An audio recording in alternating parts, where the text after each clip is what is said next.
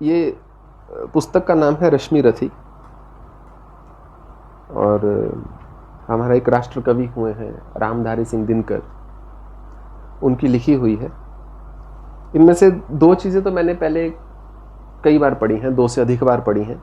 एक तो इसमें वर्णन आता है जब श्री कृष्ण जाते हैं हस्तिनापुर, और एक वो वर्णन आता है जब वो फिर कर्ण से बात करते हैं। ये पूरी जो कविता है, कई सर्ग हैं इसके, ये उसी पर है, कर्ण के चरित्र पर है। तो जब कुंती मिलने जाती है कर्ण को, प्रसंग बहुत लंबा है, but I am just gonna read the last few paragraphs, stanzas. निस्सार द्रोह की क्रिया व्यर्थ यह रण है, खोखला हमारा और पार्थ का प्रण है। फिर भी जाने किस लिए ना हम रुकते हैं, चाहता जिधर को काल उधर झुकते हैं। निस्सार द्रोह की क्रिया, मनुष्य एक द्रोह में जीता है जीवन पर्यंत। उसका द्रोह उसके देश से है, उसके लोगों से है और स्वयं से है। उसको ऐसी चीजें हैं जो स्वयं की उसको पसंद नहीं है, ऐसी बहुत सी चीजें समाज की जो उसको अच्छी नहीं लगती, अपनों की अच्छी नहीं लगती, देश की अच्छी नहीं लगती। परंतु इस द्रोह का कोई सार नहीं है। ये एक ऐसे रण में पड़ा हुआ है जिससे कोई बाहर नहीं निकल सकता। इस रण में कोई नहीं जीता आज तक।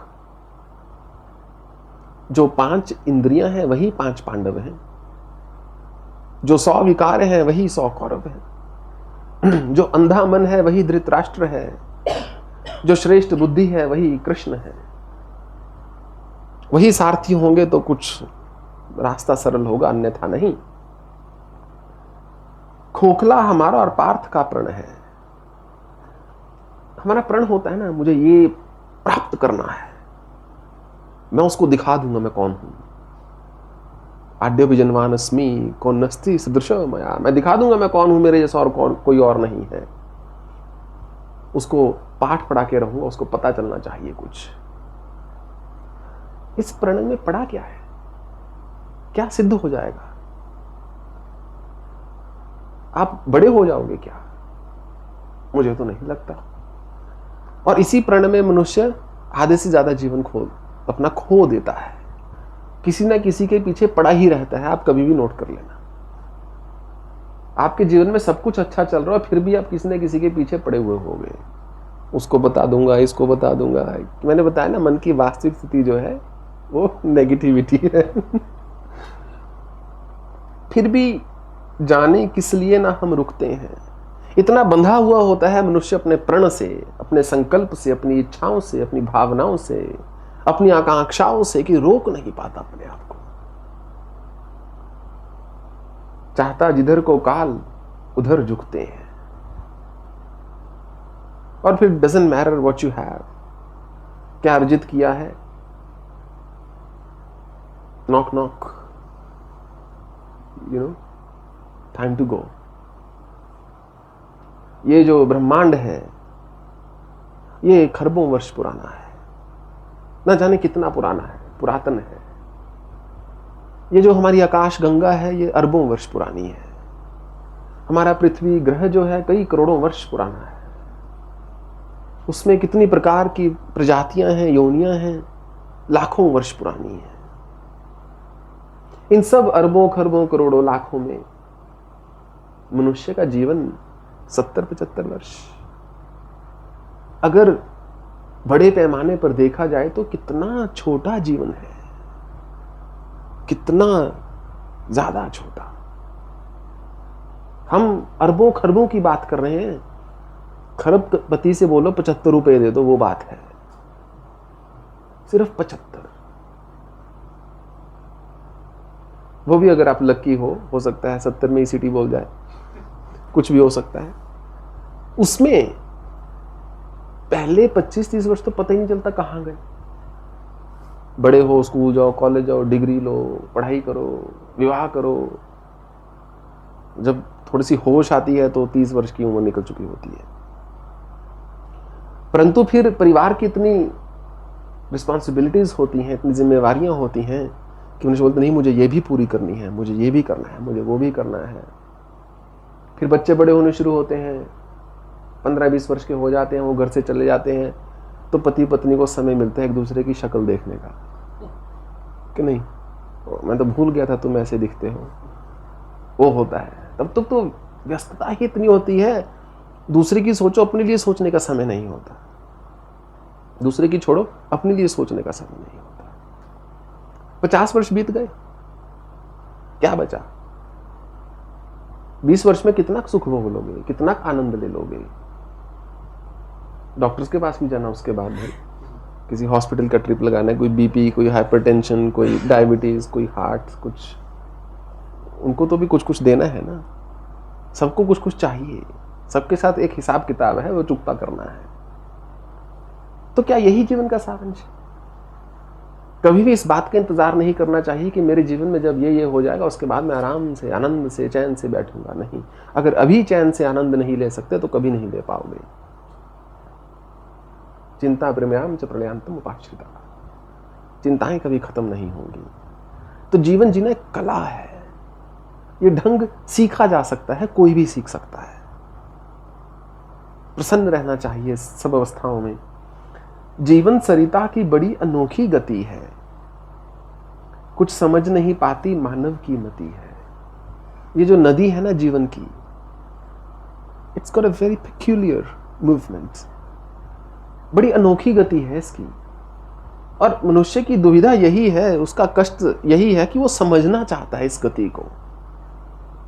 मनुष्य का हमेशा प्रश्न रहता है, एक कुछ भी जीवन में घटित होता है, अच्छा घटित होता है तो उसको लगता है हाँ मैंने कुछ अच्छा किया होगा, बुरा घटित होता है तो सोचता है मैंने क्या किया जो मेरे साथ ऐसा घटित हुआ। वो गति को समझना चाहता है, गति को मति में उतारना चाहता है, परंतु वो तो संभव नहीं है। कल ही हम शायद इस पर विचार कर रहे थे कि सूर्य क्यों उदय होता है, क्यों अस्त होता है। उसकी एक एक्सप्लेनेशन तो है कि पृथ्वी घूम रही है, पर वो कारण है क्या? कारण तो नहीं है, एक जस्टिफिकेशन है। तो जीवन तो एक बहती हुई नदियां है, चल रहा है, किसी को उस पार जाना है, किसी को उसमें डूबना है, किसी को उसमें तैरना है, किसी को उससे जल लेना है, किसी को उस जल से सींचना है। सबका अपना अपना एक प्रयोजन है। बहती प्रचंडता से सबको अपनाकर, परंतु ये नदी जो है किसी का इंतजार नहीं करती, प्रचंड स्वरूप में बह रही है, बस चल रही है। हम सोचे कि हमारी ओर से नदी की गति इस तरफ हो जाए या उस तरफ हो जाए, नहीं होने वाली, मूर्खता वाली बात है। सहसा खो जाती महासिंधु को पाकर, चल रही है नदी, और जैसे ही महासिंधु में मिलती है सहसा ही नदी खत्म, एकदम से। जीवन चल रहा है, करोड़ों रुपए पड़े हैं, बैंक बैलेंस पड़े हैं, आश्रम पड़े हैं, घर मकान पड़े हैं, सब कुछ चल रहा है, श्वास चल रहा है, सब कुछ चल रहा है। लगता है कि बड़ी चिंता है, मुझे बचा के रखना है, मैं कैसे इसका ध्यान रखूं, उसका ध्यान रखूं। सडनली श्वास खत्म, सब कुछ खत्म। जो मर गया उसके लिए तो प्रलय है। कभी आपने संगम होता हुआ देखा है समुद्र और नदी का? तो समुद्र और नदी का जो संगम होता है उसमें ऐसा नहीं कि नदी एकदम से जाके मिल जाती है। कई किलोमीटर का स्ट्रेच होता है जहां थोड़ा सा नदी का शुद्ध पानी दिखता है, समुद्र का पानी दिखता है, फिर बीच बीच में होता है। It can go for like kilometres and kilometres. तो ऐसे ही मनुष्य के पैदा होते ही उसका मृत्यु की ओर संगम शुरू हो जाता है। हमको लगता है कि आज मर गए, परंतु पैदा होते ही मनुष्य जो है मरना शुरू कर देता है। मृत्यु की ओर ही तो बढ़ रहा है हर कोई, परंतु विचार नहीं करना चाहता उस पर, उसके बारे में सोचना नहीं चाहता, क्योंकि उसको भय लगता है। ये बात उसको हजम नहीं होती कि मैं जो अर्जित कर रहा हूं उसको कोई और लूटेगा, कि मैं जो भी मैंने एकत्रित किया है, मेरे जीवन का सारांश ये नहीं है। फिर लहर धार बुद्ध बुद्ध की नहीं निशानी, सबकी रह जाती केवल एक कहानी। सब मिल हो जाते विलय एक ही जल में, मूर्तियां पिघल मिल जाती धातु तरल में। मूर्ति है चाहे स्वर्ण के, धातु की, किसी भी धातु की बनी हो, चाहे भगवान की बनाई है चाहे शैतान की, पिघल देंगे तो तरल है। तो जब हम किसी चीज के प्रति प्रयत्नशील होते हैं, संघर्ष होता है, हमको थोड़ा विचार करना चाहिए मैं कर क्या रहा हूं, क्या मैं यही करना चाहता हूं। सो इसी पुण्य भू कुरुक्षेत्र में कल से लहरें हो एकाकार मिलेंगी जल से। मूर्तियां खूब आपस में टकराएंगी, तारल्य बीच फिर गलकर खो जाएंगी। हमेशा जो मनुष्य के भीतर एक युद्ध चलता है, अच्छा बुरा, ठंडा गर्म, शीतोष्ण इत्यादि इत्यादि, कभी उसमें शीत जीतेगा, कभी उसमें उष्ण जीतेगा, कभी बुरे विचार जीतेंगे तो कभी सद्विचार जीतेंगे। कभी आपको होगा कि चलो क्या बड़ी बात है, कर लेते हैं, कि होगा नहीं मैं ऐसा कृत्य नहीं कर सकता, मैं ऐसा कर्म नहीं कर सकता। तो this is how the war will always keep on going, comprising of many many many many many battles. एक महायुद्ध के अंदर छोटे छोटे छोटे छोटे कई युद्ध होते हैं। एक व्यक्ति ईश्वर से प्रार्थना करता है, देखो प्रभु, आज मैंने किसी के बारे में मन में बुरा विचार नहीं लाया, किसी पर मैंने क्रोध नहीं किया, किसी को मैंने कटु वचन नहीं बोले, मन में कोई गलत संकल्प को धारण नहीं किया। अब मैं उठने वाला हूं बिस्तर से, तो अब आगे दिन का आप देख लीजिएगा कैसे करना है। क्या समझे? वो भी उठा नहीं था बेड से। He said, I've just got up 2 minutes ago. आज मैं 2 मिनट तक का तो मैनेज कर लिया, अब आगे आज पूरे दिन का आप देख लेना। आपस में हो हम खरे या कि हो खोटे, पर काल बलि के लिए सभी हैं छोटे। छोटे होकर कल से सब साथ मरेंगे, शत्रुता ना जाने कहां समेट धरेंगे। काल के आगे तो सब छोटा ही है। जैसे जो बच्चा तीसरी चौथी में पढ़ता है ना, उसके लिए उसका भगवान होता है स्कूल का प्रिंसिपल। और उसके पिताजी भी बात करने जाते हैं, वो सोचते हैं मेरे पापा हैं, कैसे बात करेंगे प्रिंसिपल से। तो काल के आगे सब छोटे हैं। उसके स्कूल में पढ़ रहे हैं सब, उसका मन करेगा पास करेगा, उसका मन करेगा डिसमिस करेगा। तो जो शत्रुता धरी हुई है मन में, उसको रखना कहां है ना। Where are we going to keep it? And for how long? लेकिन चिंता यह वृथा बात जाने दो, जैसा भी हो कल का प्रभाव आने दो। दिखती किसी भी तरफ ना उजियाली है, सत्य ही आज की रात बड़ी काली है। तो छोड़ो मां, कर्ण बोलता है, मुझे इन चिंताओं में नहीं पड़ना, मुझे इतना विचार नहीं करना, अब जैसा है चलने दो। मेरा काम तो केवल संग्राम करना है।